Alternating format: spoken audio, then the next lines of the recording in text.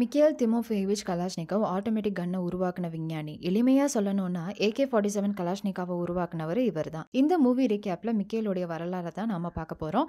இந்த படிக்காத மேதை 28 வயசுலயே பிரபலமா பேசப்பட்ட AK-47 உருவாக்க எவ்வளோ தடைகளை எதிர்கொண்டு அதுவும் இந்நாள் வர பரவலாக உபயோகப்படுத்தப்படுற ஆயுதமா தான் AK-47 இருந்து வருது.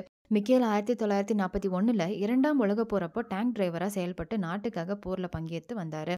அப்போ எதிர்பாராத விதமா தாக்குதல் அப்போ காயம் ஏற்பட்டு அவருடைய வலது கை மோசமா பாதிக்கப்படுது.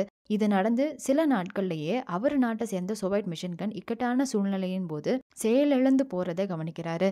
இந்த சம்பவத்தை பார்த்து அதன் பாதிப்பின் வெளிப்பாடாதான் 1947ல AK-47 ஆயுதத்தை உருவாக்குறாரு கலாஷ்னிகோவ். காலத்தை திரும்பி பார்க்கும் வகையில கலாஷ்னிகோவ் உடைய வரலாறை தெரிஞ்சுக்கலாம் வாங்க. Welcome to movie spotlight. படம் எப்படி தொடங்குதுன்னா, சிறுவனான கலாஷ்னிகோவ் அஹாய்ன்ற ஒரு சின்ன கிராமத்துல வசித்து வர ஒரு விவசாயினுடைய பையன் மறைவா பொம்மை ஆயுதத்தை உருவாக்கிட்டு இருக்கான். அடுத்த சீனுக்கு போனா 1941ல 2ஆம் உலக போர் நடந்துட்டு இருந்த சமயத்துல இளம் வாலிபனான கலாஷ்னிகோவ் டேங்க் கமாண்டரா ரெட் ஆர்மிக்கு பணிபுரிஞ்சிட்டு இருந்தாரு. பிரையன்ஸ் கூட நடந்த போரின் போது கலாஷ்னிகோவ் ஒரு ஜெர்மன் ஆன்டி டேங்க் கன்னை அழிக்க முயற்சி செஞ்ச போது தாக்குதலின் காரணமா பலத்த காயம் அவருக்கு ஏற்பட்டுச்சு. காயம் ரொம்ப மோசமா இருந்ததுனாலையும் காயம் மாற அதிக காலம் தேவைப்பட்டதுனாலையும் போர்ல இருந்து வெளியேற்றப்பட்டாரு கலாஷ்னிகோவ். போர்ல காணாம போன அவங்களுடைய ஆட்களை தேடி மறுபடியும் வார்ஃபீல்டு போறாங்க. அப்போ அவங்க வந்த வண்டி பழுதாகி பக்கத்துல இருக்க கிராமத்துல உதவிக்காக அணுகும் போது எதிர்பாராத விதமா ஜெர்மன்ஸால தாக்கப்பட்டாங்க. அப்போ ஒரு காம்ரேடுடைய துப்பாக்கி பாதியில பழுதாகி நின்னுடுது. கலாஷ்னிகோவ் உதவியோட அங்கிருந்த ஜெர்மன்ஸை எப்படியோ வீழ்த்திட்டாங்க. ஆனா துப்பாக்கி பழுதானதுக்கான காரணத்தை ஆராய தொடங்கிட்டாரு கலாஷ்னிகோவ். மேகசின்ல தண்ணி ஸ்டோர் ஆன தண்ணி ஃப்ரீஸ் ஆகி புல்லட்ஸும் ஃப்ரீஸ் ஆனதுனால பழுதாகிடுச்சுன்னு கண்டுபிடிச்சாரு கலாஷ்னிகோவ். அது மட்டும் இல்ல, வசந்த காலத்துக்கு ஏத்த மாதிரி துப்பாக்கியா அது இல்லைன்னு புரிஞ்சுக்கிட்டாரு. இதுவே புதுசா ஆட்டோமேட்டிக் வெப்பனை சோவியட் ஆர்மிக்காக அவர் உருவாக்கி கொடுக்க காரணமா இருந்துச்சு. போர்ல இருந்து வெளியேற்றப்பட்ட கலாஷ்னிகோவ் ரயில் ஏறி வீட்டுக்கு போற வழியில தன்னை பத்தி இன்னொரு காம்ரேட்ட பகிர்ந்துட்டே வராரு. சிறு வயதுல இருந்தே வெப்பன் மேல ஆர்வம் கொண்டிருந்த கலாஷ்னிகோவ் தான் புதுசா வச்சிருந்த ஆட்டோமேட்டிக் கன்னுடைய டிராயிங்க காமிக்கிறாரு. அதை காட்டிட்டே இருக்கும்போது திடீர்னு மனம் மாறி வீட்டுக்கு போறதுக்கு பதிலா கஜகஸ்தான்ல இருக்க மட்டாய் ஸ்டேஷன்ல இறங்கிடுறாரு. அதே மட்டாய் ஸ்டேஷன்ல தான் கொஞ்ச காலத்துக்கு முன்னாடி என்ஜினியரா டிபார்ட்ஸ் ஒர்க் ஷாப், அதாவது ஆயுதங்கள்ல வடிவமைக்கிற அந்த பட்டறையில வேலை பார்த்துட்டு இருந்தாரு கலாஷ்னிகோவ். ஆனா அந்த பட்டறையில தன்னுடைய சொந்த வெப்பனை வடிவமைக்க முயன்றதுனால அவரை அப்பயே பட்டறையில இருந்து வெளியேற்றிட்டாங்க. இப்போ தன்னுடைய ஆட்டோமேட்டிக் மிஷின் கன் ஐடியாவை பத்தி சொல்லி தன்னையும் பட்டறையில மறுபடியும் சேர்த்துக்க சொல்லி பட்டறையினுடைய தலைமை பொறுப்புல இருந்த பவேல் குரோட்டோட்ட அணுகிறாரு கலாஷ்னிகோவ். ஆனா போன தடவை கலாஷ்னிகோவ் பட்டறையில அத்துமீறி செய்த செயல்களை நினைவு கூர்ந்து அவருக்கு வாய்ப்பு கொடுக்காம வெளியேற்றுகிறாரு குரோட்டோ. சோ அடுத்த கட்டமா கலாஷ்னிகோவ் தனக்கு மேல உயர் பதவி அதிகாரியா இருக்கும் பேசரோவை சந்திச்சு தன்னுடைய ஐடியாவை எடுத்து சொல்லி பட்டறையில வேலை செய்ய பேசரோவுடைய அனுமதியோட வராரு. உயர் அதிகாரி அனுமதி கொடுத்ததுனால வேற வழியே இல்லாம குரோட்டோ கலாஷ்னிகோவை பட்டறையில வேலை செய்ய அனுமதிக்கிறாரு. ஆனா அவருக்குன்னு சின்னதா ஒரு மேஜையை கொடுத்தது மட்டும் இல்லாம மிக்கேல் திமோஃபேவிச் கலாஷ்னிகோவுக்கு உதவ தன்னுடைய ஆட்கள் யாரையும் தரமாட்டேன்னு சொல்லிடுறாரு. தான் அந்த அளவுக்கு படிக்காதனாலையும் மெஷர்மெண்ட்ஸை அவ்வளோ துல்லியமா போடுறதுலயும் மிக்கேலுக்கு சிரமம் இருந்துச்சு. இருந்தும் தன்னால முடிஞ்ச வர அவர் போட்ட கடின உழைப்பை பார்த்து வேலை செஞ்ச மற்ற தொழிலாளிகள் சிலர் ஒன்று சேர்ந்து குரோட்டோவுக்கு வேலை செய்து தர எக்ஸ்ட்ரா டைம்ல ஹெல்ப் பண்றதா சொன்னாங்க. தொழிலாளிகள் குஸ்மிச், கிராவ்சென்கோ, அங்கிள் மீஷாவுடைய உதவியோட மிக்கேல் தன்னுடைய பேசிக் சப்மிஷன் கன்னை உருவாக்குனாரு. அடுத்த கட்டமா தான் செஞ்ச சப்மிஷன் கன்னை ஆல்மா ஆட்டால இருக்க பேசரோவிட்ட காமிக்க மிக்கேல் எடுத்துட்டு போறாரு. அங்க போன பிறகு கன்னை காமிச்சு பேசரோவை சந்திக்க வந்த காரணத்தை அவருடைய சர்ஜன்ஸ்ட சொல்ல மிக்கேல் ஏதோ ஒரு புது வெப்பனோட ஆபீஸ்க்குள்ள நுழைந்த எதிரின்னு நினைச்சு அவருடைய கன்னை வாங்கி வச்சுட்டு அவரை ஒரு அறையில அடைச்சு வச்சிடுறாங்க. அங்க தற்சமயமா வந்த ஆர்டினன்ஸ் ஆபீசர், அதாவது ஆயுதங்கள், வாகனங்கள், உபகரணங்களை எல்லாம் நிர்வகித்து அது பயன்படுத்த தயாரா இருக்கான்னு உறுதி செய்யற ராணுவ அதிகாரி வராரு. யாரை பிடிச்சு வச்சிருக்காங்கன்னு விசாரிக்கும் போது அங்க இருந்த சர்ஜன்ஸ் மிக்கேல பத்தியும் அவன் கொண்டு வந்த வெப்பனையும் காமிக்கிறாங்க. வெப்பனை பார்த்து அவரு இது ஏதோ இன்ட்ரெஸ்டிங்கா இருக்குன்னு, நான் அடுத்து இங்க நாளைக்கு தான் வருவேன், அனலைஸ் பண்ணிட்டு இந்த வெப்பனை பத்திய தகவலோடு வரேன்னு சொல்லிட்டு வெப்பனை மட்டும் கையோட எடுத்துட்டு கிளம்பிடுறாரு. அந்த வெப்பன் அடுத்தபடியா வெப்பன் டெஸ்டர் ஆண்ட்ரே கசகோட்ட போகுது. இங்கே அடைச்சு வச்சிருந்த கலாஷ்னிகோவை சுத்தி இருந்த சர்ஜன்ஸ் எல்லாரும் சின்ன கிராமத்துல இருந்து வந்த படிக்காத நீ எல்லாம் ஒரு இன்வென்டரா அப்படின்னு கேலி பண்ணிட்டு இருந்தாங்க. டெஸ்ட்டுக்கு போன மிக்கேலுடைய கன் கரண்ட் மாடல்ஸை விட நல்லா பெர்ஃபார்ம் பண்றதை கண்டு எல்லாரும் ஆச்சரியப்பட்டு பட்டு நின்னாங்க. மிக்கேலுடைய வெப்பனை வாங்கிட்டு போன அதிகாரிகள் மறுபடியும் மிக்கேலை சந்திச்சு அவரை கேலி பண்ணவங்க முன்னாடியே அவரை இன்வென்டர்னு கூப்பிட்டு பெருமை சேர்த்தாங்க. மேல் அதிகாரிகள் மிக்கேலை சந்திக்க ஏற்பாடும் செஞ்சு கொடுத்தாங்க. Major general Pavel Kopatkin central Asia உடைய டிஸ்ட்ரிக்ட் கமாண்டர் வராரு வெப்பன் டெஸ்ட் பண்ற இடத்துக்கு. மிக்கேலை பத்தி கேள்விப்பட்டு அவருடைய வெப்பனை முதல்ல தான் கையாலேயே டெஸ்ட் பண்றாரு. அற்புதமான கண்டுபிடிப்பை பார்த்து வியந்த ஜெனரல் கமாண்டர் பாவெல் மிக்கேலை பார்த்து, நீ இனி நம்ம டிஸ்ட்ரிக்டை ரெப்ரசென்ட் பண்ண போற டர்க்மேன் இன்வென்டர், நீ அடுத்து நடக்க போற ஃபெடரல் கான்டெஸ்ட்ல பங்கேற்கணும். உன்னை நான் தனிப்பட்ட முறையில நேஷனல் வெப்பன் டிசைன் காம்படிஷனுக்கு சிபாரிசு செய்யறேன். உன் கன் கண்டிப்பா ஜெயிக்கும். அதுக்கு முன்னாடி நான் சொன்னதா சொல்லி 2 செட்டு புது யூனிஃபார்ம் வாங்கிக்கோன்னு சொல்ல அதை கேட்ட மிக்கேலுக்கு கொள்ளை சந்தோஷம். ரெக்கமெண்டேஷன் லெட்டர் எல்லாம் பாஸ் ஆன பிறகு மிக்கேலுக்கு குளோட்டுவின் செஷரோ வெப்பன் டெஸ்டிங் லேபரேட்டரியில போய் வேலை செய்ய அழைப்பு வருது. எதிர்பாராத விதமா famous weapon designer major Sudayev அலெக்சியோட தான் டெஸ்டிங் லேபுக்கு போறாரு மிக்கேல். 2 பேரும் ஒருத்தர் ஒருத்தர் அறிமுகமாய்க்கிறாங்க. லேபுக்கு வந்து சேர்ந்த மிக்கேல் அதே லேப்ல வேலை பார்க்குற எகத்ரீனா கேட்டியா மொய்சியேவான்ற ஃபீமேல் டிசைன் அசிஸ்டண்ட்டை சந்திக்கிறாரு. அவங்க அவருடைய வருங்கால மனைவி ஆக போறாங்கன்னு அவருக்கு அப்போ தெரியல. அங்கிருந்த கேப்டன் வைஸ்லி ஃபெட்ரோவிக் தான் மிக்கேலுக்கு லேப் எல்லாம் சுத்தி காமிக்கிறாரு. அவரோட தான் மிக்கேலை கொலாபரேஷனுக்கு போட்டிருக்காங்க.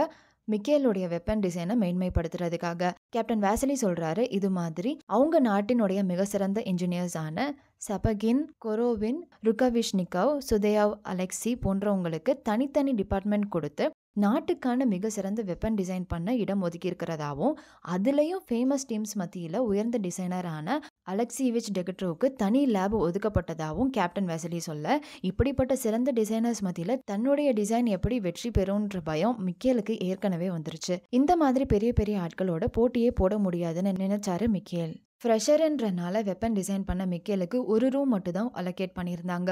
அவருக்கு கல்வி அறிவு இல்லாதனால என்ஜினியரிங் டிராயிங்ஸ் எல்லாம் துல்லியமா மெஷர்மெண்ட்ஸ்ல வரைய ரொம்ப கஷ்டமா இருக்கும்னு உணர்ந்து கேப்டன் வாசிலி கேட்டியாவை மிக்கேலுக்கு உதவ சொல்றாரு. கேட்டியா ரொம்ப ஃபார்மலான பொண்ணு. அனாவசியமான பேச்சு அவங்களுக்கு பிடிக்கவே பிடிக்காதுன்றத ஒன்னா சேர்ந்து வேலை செய்யறதுக்கு முன்னாடியே மிக்கேலை தனிப்பட்ட முறையில சந்திச்சு சொல்லிடுறாங்க. கேட்டியா மிக்கேலுக்காக உதவி செய்ய வரும்போது அவர் மரியாதை கொடுத்த விதம் கேட்டியாவுக்கு மிக்கேலை பிடிக்க காரணமா இருந்துச்சு. ஆனா டிசைன்லாம் பண்ணி முடிச்ச பிறகு இனிமே கேட்டியாவை பார்க்க முடியாதுன்னு நினைச்சு மிக்கேல் அவளோட வீடு வரைக்கும் போய் வீட்டுல விட்டுட்டு வராரு. அப்போதான் கேட்டியாக்கு திருமணமாகி ஒரு பொண்ணு இருக்கணும், அவளுடைய கணவர் உயிரோட இல்லைன்றதையும் மிக்கேல் தெரிஞ்சுக்கிறாரு. அவளை பூரணமா நேசிக்க தொடங்குறாரு. கான்டெஸ்ட்ல மிக்கேலுடைய வெப்பன் செலக்ட் ஆகலன்றத தெரிஞ்சுக்கிறான். அதுக்காக ரொம்ப வருத்தப்படுறான். இது எதுவுமே எனக்கு ஒத்து வராத ஒரு வேலை, நான் வீட்டுக்கே போறேன்னு தன்னுடைய உயர் அதிகாரிகிட்ட சொல்றான். அப்போ கேப்டன் வைஸ்லி ஃபெட்ரோவிக் தான் மிக்கேலை சமாதானப்படுத்துறாரு.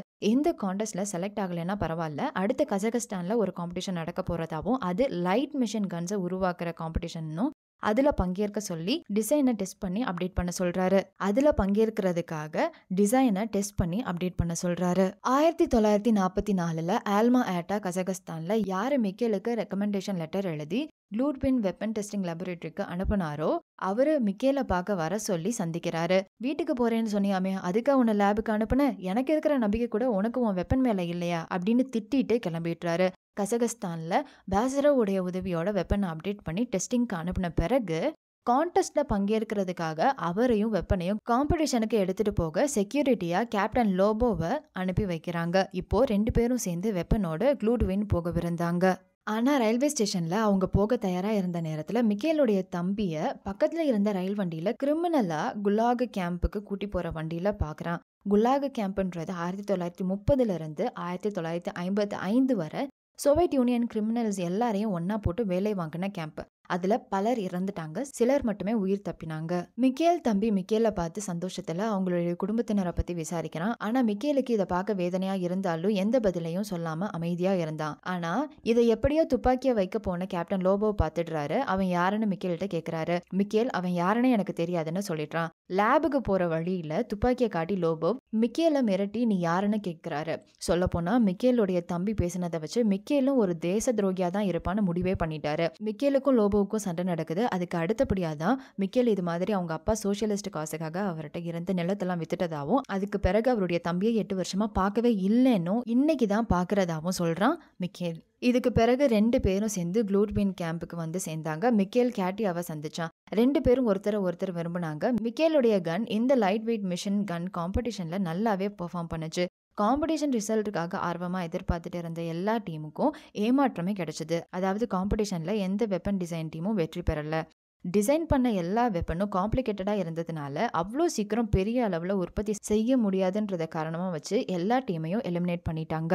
ஆனா இந்த முறை நிராகரிப்பை மிக்கேலால ஏத்துக்கவே முடியல. இந்த வெப்பன்லாம் டிசைட் பண்றதை விட்டுட்டு ஃப்ரண்ட் லைன்ல போய் நின்று போரே புரியலான்னு முடிவு பண்ணி ஃபிட்னஸ் சர்டிபிகேட் வாங்குறதுக்காக டாக்டரை மீட் பண்றான். வலது கையை மருத்துவர் நீட்ட சொல்லும் போது உயிர் போற அளவு ஏற்பட்ட வலியோட கையை நேரா நீட்டி காமிக்கிறான் மிக்கேல். டாக்டர் இந்த நிலைமையில உன்னை வாருக்கு அனுப்பவே முடியாதுன்னு சொல்லிடுறாரு. இப்போ மிக்கேலுக்கு டிசைனை அப்டேட் பண்றதை தவிர வேற வழியே இல்லை. கேப்டன் வாசிலி ஃபெட்ரோவிக் மறுபடியும் மிக்கேலை கன்வின்ஸ் பண்றாரு. யார்கிட்டயுமே இல்லாத தனித்துவமான திறமை மிக்கேல்கிட்ட இருக்குன்னு புரிய வைக்கிறாரு. ஒருவேளை அடிபட்ட பிறகு வீட்டுக்கு புறப்பட்டு போனனா பாதியிலே மட்டாய் ஸ்டேஷன்ல இறங்காம இருந்திருந்தா தன்னுடைய வாழ்க்கை அவன் குடும்பத்தினரோட எவ்வளவு சந்தோஷமா இருந்திருக்கும்னு அப்பப்போ நினைச்சு பாக்குறான். காட்டியோடைய அம்மாவுக்கு மிக்கேல் அடிக்கடி அவங்க வீட்டுக்கு வந்துட்டு போறது பிடிக்கல. அதை அவன்கிட்ட அவங்க மறைமுகமா வெளிப்படுத்துறாங்க. இதன் விளைவா மிக்கேல் காட்டியாவை திருமணம் பண்ணிக்க போறத அவங்கள்ட்டயே சொல்லிடுறான். சொன்ன மாதிரி திருமணமும் பண்ணிக்கிட்டான். திடீர்னு அவங்க நாட்டுல பரபரப்பா ஒரு நற்செய்தி பரவுது. இது மாதிரி போர் நின்னுட்டதாவும் வெற்றி அவங்க நாட்டுக்கு கிடைச்சிட்டதாவும் ஒரு பக்கம் பெரிய சந்தோஷத்தை தந்தாலும் இத்தனை நாட்கள் வெப்பனுக்காக போட்ட முயற்சி எல்லாம் வீணா போச்சுன்னு வருத்தப்பட்டான் மிக்கேல். போர் முடிஞ்சு எல்லாரும் அவங்க வீட்டுக்கு கிளம்புனாங்க. அப்போதான் மிக்கேல் கடைசியா ஒரு முறை குளூக்கோவை சந்திச்சு ஆயுதத்தை வடிவமைச்சு புதுப்பித்து அதுக்காக இவ்வளோ முயற்சி நாங்க போட்டதெல்லாம் வீணா, இந்த வெப்பன் எல்லாத்தையும் நாம தூக்கி போட போறோமான்னு ஒரு ஆதங்கத்துல கேட்கிறான். அப்போதான் குளூக்கோவ் அவன்கிட்ட ஒரு லெட்டரை கொடுத்து இதை படி, இன்னைக்கு காலையில தான் வந்துச்சுன்னு சொல்றாரு. மிக்கேல் அதை படிக்க கமாண்டர் இன் சீஃப் அந்த லெட்டரை லேபுக்கு அனுப்பி வச்சிருந்தாரு.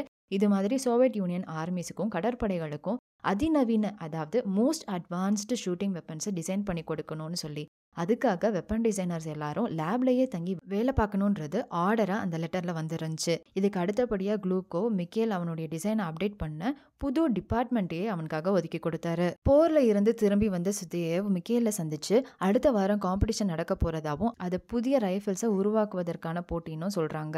அப்படின்னா அவர் டிசைன் பண்ண பிரில்லியன்ட் பிபிஎஸ் வெப்பன்ஸ் எல்லாம் அடுத்த மியூசியம்க்கு தான் போய் சேரும்னும், மிக்கேல் செய்ய போற அவனுடைய ரைஃபிள் ரொம்ப சிம்பிளான கன்ஸ்ட்ரக்ஷன்ஸை கொண்டதா இருக்கணும்னு சொல்லிட்டு அவனுக்கு வாழ்த்தும் தெரிவிச்சுட்டு கிளம்புறாரு சுத்தேவ். மிக்கேல் உடனடியா ஒரு ஆட்டோமேட்டிக் வெப்பன் கன்னை டெவலப் பண்ணி அதை இன்னும் இம்ப்ரூவ்மெண்ட் பண்றதுக்காக கோவ்ரோவ் ஆர்மி ஃபேக்டரிக்கு 1947 அனுப்புறாரு. கோவ்ரோவ் ஆர்மி ஃபேக்டரியவே கிரேட்டஸ்ட் வெப்பன் டிசைனரா அழைக்கப்படுற ஜெனரல் டெகட்ரோவ் தான் நடத்திட்டு வந்தாருன்றது தெரிஞ்சுதான் அவன் அனுப்புனான். டெகட்ரோவும் அவருடைய டீமும் மிக்கேல் பங்கேற்க போற அதே காம்படிஷனுக்கு தான் தயாராகிட்டு இருந்தாங்க. ஆனா அவரு ஃபேக்டரியிலேயே அவருக்கு சரிசமமா நின்று வேலை பார்க்குற நிலைமை மிக்கேலுக்கு ஏற்படும்னு அவன் நினைக்கல. ஒருவேளை அங்க போன பிறகு எக்யூப்மெண்ட்ஸ் எல்லாத்தையும் கொடுத்து அவருடைய வெப்பனை டிசைன் பண்ற வேலையை இவன்ட்ட கொடுத்துருவாங்களோன்னு மிக்கேல் போறதுக்கு முன்னாடியே பயங்கரமா பயந்தான். கோவ்ரோவ் ஆர்ம்ஸ் ஃபேக்டரி போன உடனே மிக்கேலுக்காக ஒதுக்கப்பட்ட அசிஸ்டன்ட் ஜெய்ட்ஸ்டு அலெக்சாண்டர் வந்து தன்னை அறிமுகப்படுத்திக்கிறான். சுத்தியவனுடைய அட்வைஸை ஞாபகத்துல வச்சுக்கிட்டு டிசைன் எல்லாத்தையும் ரொம்ப சிம்பிளா மாத்தினாரு மிக்கேல். எல்லா பார்ட்ஸும் பக்காவா ஃபிட் ஆச்சு. ஒரு வழியா செஞ்சு முடிச்ச பிறகு அது வேலை செய்யுதா இல்லையான்றதை தெரிஞ்சுக்க பொறுமையை இழந்து இருந்தாரு மிக்கேல். ஷூட்டிங் ரேஞ்சு டெகட்ரியோவுடைய வெப்பன்ஸை செக் பண்ண 2 நாள் ஒதுக்கியிருந்தாங்க. தன்னுடைய ஒரே ஒரு ரைஃபிளை மட்டும் செக் பண்ணிக்கிறேன்னு சொன்னது டெகட்ரியோ டீமும் வழிவிடல, மேல் அதிகாரிகளும் அனுமதி கொடுக்கல. ஸோ ரூல்ஸை மீறி பொது இடத்துல மிக்கேல் தன்னுடைய ரைஃபிளை செக் பண்றாரு. அப்படி பண்ணதுக்காக அவரை உடனடியாக வந்து கைது பண்ணிட்டு போறாங்க. ஆனாலும் தன்னுடைய ஒவ்வொரு புல்லட்ஸும் நச்சு நச்சுன்னு பாஞ்சதை பார்த்துட்டு மிக்கேல் சந்தோஷமா போறாரு. கைது பண்ணி டெகட்ரோ முன்னாடி கொண்டு வந்து மிக்கேலை நிப்பாட்டுறாங்க. நீ கடுமையான போட்டியாளர்னு எனக்கு தெரியும், உன் டிசைனை பார்க்க விரும்புறேன். ரூல்ஸ் படி உன் டிசைனை காமிக்க கூடாது தான், ஆனா கவலைப்படாத, உன் டிசைனை என்னுடைய ஆர்வத்துக்காக தான் பார்க்கணும்னு ஆசைப்படுறேன். உன் டிசைனை திருட மாட்டேன், நீ என்னைய நம்பலாம் அப்படின்னு டெகட்ரோ சொல்றாரு. மிக்கேலும் தன்னுடைய வெப்பன் டிசைனை அவருக்கு காமிக்கிறான். இந்த டிசைனை பார்த்து அசந்து போன டெகட்ரோ, இந்த திறமையான பையனுடைய டிசைன் முன்னாடி கண்டிப்பா ஏன் டிசைன் நிக்காது, நான் போட்டியிலிருந்து விலகிக்கிறேன்னு சொல்லி தான் செஞ்ச அத்தனை வெப்பனையும் யாருக்கும் தெரியாம மறைச்சு வைக்க சொல்லிடுறாரு டெகட்ரோ தன்னுடைய டீம்கிட்ட. மிக்கேலுக்கு பயங்கரமான ஆச்சரியம். மறுநாள் காம்படிஷன்ல அவனுடைய வெப்பனை டெஸ்ட் பண்றாங்க. வாட்டர் இமோஷன், சாண்ட் டெஸ்ட் எல்லாத்துலயும் தேர்ச்சி பெற்று மிக்கேலுடைய வெப்பன் பயங்கரமா பெர்ஃபார்மன்ஸை கொடுத்துச்சு. 1949 நடந்த முதல் ஃபீல்டு டெஸ்ட்டுக்கு பிறகு புதிய வெப்பனா மிக்கேலுடைய வெப்பனை மாஸ் ப்ரொடக்ஷன் பண்ண அனுமதி கொடுத்தாங்க. மிக்கேல் திமோஃபேவிச் கலாஷ்னிகோவுக்கு ஸ்டாலின் பிரைஸ் கொடுத்தாங்க. வீட்டுக்கு போகிய 10 வருஷத்துக்கு மேல ஆனதுனால அவருக்கு நீடிக்கப்பட்ட விடுமுறையையும் வழங்கினாங்க. அந்த விடுமுறை நாட்கள்ல தன்னுடைய குடும்பத்தை கூட்டிட்டு கலாஷ்னிகோவ் அவங்க அம்மாவை சந்திக்கிறாரு. அவரால் தான் அவரு தயாரிச்ச வெப்பனுக்கு AK-47 கலாஷ்னிகோவ்ன்ற பெயர் சூட்டினாங்க. 200 மில்லியனுக்கும் அதிகமான AK-47 தயாரிக்கப்பட்டுச்சு. ஒரு சிறப்பு என்னன்னா இன்னைக்கு வரைக்கும் பெரிதளவுல AK-47 உபயோகப்படுத்தி வரப்படுது.